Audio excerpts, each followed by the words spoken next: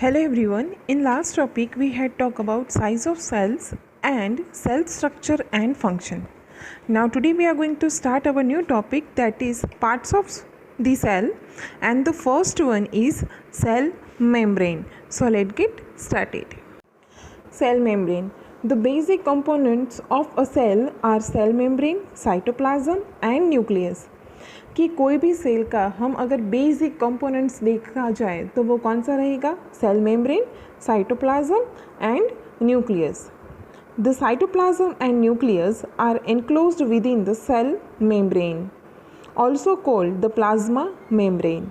कि अभी देखो सेल मेम्ब्रेन के अंदर क्या होता है कि उसके अंदर साइटोप्लाज्म और न्यूक्लियस दोनों कंबाइन होता है, तो जिसको क्या कहते हैं? साइटोप्लाज्म कहते हैं, या तो उसको प्लाज्मा मेम्ब्रेन भी कहा जाता है. The membrane separates cell from one another and also the cell from surrounding medium. कि ये जो मेम्ब्रेन है उसका काम क्या है? तो वो हर एक सेल को सेपरेट करता है एक दूसरे से, या तो उसके सराउंडिंग में जो भी मीडियम होता है सेल्स का तो उसको भी वो सेपरेट रखता है. The plasma membrane is porous and allows the movement of substances or materials both inward and outward. कि ये जो प्लाज्मा मेम्ब्रेन होता है तो वो पोरस होता है, तो वो इजीली कोई भी, चाहे अंदर से कोई चीज़ बाहर डालना है या तो बाहर से कोई चीज़ अंदर लेना है, मतलब कि होल लाइक स्ट्रक्चर होता है, तो वो चीज़ इजीली कर सकता है. चाहे कोई भी सब्सटेंस हो, उसको इनवर्ड्स करना है या तो आउटवर्ड्स करना है, तो ये प्लाज्मा मेम्ब्रेन का काम है. The boundary of the onion cell is the cell membrane covered by another thick covering called the cell wall. अभी देखो कि जो यहाँ पे एक एक्टिविटी दिया हुआ था जो कि हम अभी नहीं कर सकते हैं, बिकॉज घर में सबके पास, आपके पास माइक्रोस्कोप नहीं होगा तो ये चीज़ हम नहीं देख सकते हैं, पर यहाँ पे फिगर 8.5 में एक इमेज दिखाया है तो आप उसको नोटिस कर सकते हैं कि जो ऑनियन सेल की बाउंड्री होती है सेल मेम्ब्रेन, तो वो एक थिक लेयर से कवर्ड होती है जिसको क्या कहते हैं? Cell wall. वॉल मतलब कि दीवार, जैसे कि हमारे घर की दीवार होती है तो वैसे ही सेल्स के अंदर भी उसकी खुद की दीवार होती है, तो जिसको कहा जाता है cell wall. The central dense round body in the center is called the nucleus. अभी देखो आपको जो ये येलोइश पार्ट दिख रहा है पूरा, तो वो है पूरा का पूरा ऑनियन का जो पील होता है उसका स्ट्रक्चर दिखाया गया है. तो उसके अंदर जो पूरा लाइट कलर का दिखाया जाता है वो है साइटोप्लाज्म, जो कि एक लिक्विड लाइक स्ट्रक्चर होता है, और बीच में जो सर्कल किया है वो है न्यूक्लियस. न्यूक्लियस क्या होता है? वो हर एक सेल्स के अंदर न्यूक्लियस होता ही है. अगर न्यूक्लियस नहीं होगा तो सेल्स भी नहीं होंगे. जैसे हमारी बॉडी के अंदर हार्ट होता है तो सेल्स के अंदर क्या होता है? न्यूक्लियस होता है. The jelly like substance between the nucleus and the cell membrane is called cytoplasm. की जो इमेज में दिखाया गया था पूरा डार्क येलोइश कलर का, कि जिसकी वॉल्स थी वो कोई डिसाइडेड शेप में नहीं थी, तो उन दोनों के बीच में क्या होता है? साइटोप्लाज्म होता है, जो कि एक फ्लूइड लिक्विड स्ट्रक्चर होता है जो जेली टाइप का होता है. You have learned earlier that the cell membrane gives shape to the cell. अभी देखो सेल मेम्ब्रेन का काम क्या है कि वो सेल को एक शेप प्रोवाइड करता है. जैसे कि हमारी बॉडी के अंदर स्केलेटन है तो उसका काम क्या है कि हमारी बॉडी को शेप देता है, तो सेम सेल्स के अंदर क्या होता है? सेल मेम्ब्रेन होता है जो कि उसको शेप देता है. In addition to the cell membrane, there is an outer thick layer in cell of plants called cell wall.